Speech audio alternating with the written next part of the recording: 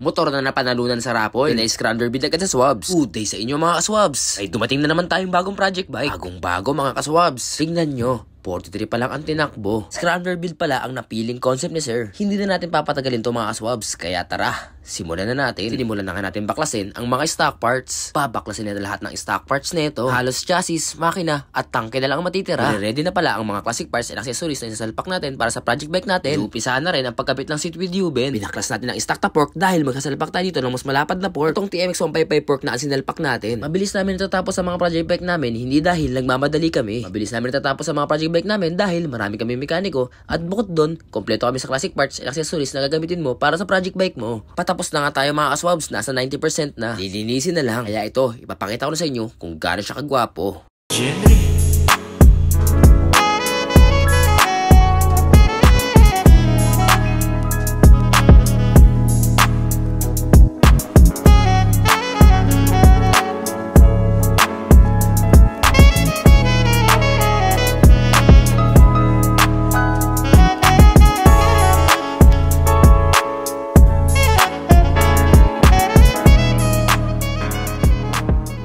Sa mga gusto rin mag-build, mag-message lamang kayo sa aming FB page para may schedule namin kayo. Maraming salamat sa solid na suporta mga kaswabs. Happy New Year sa inyong lahat. So paano? Kita-kits na lang tayo next year.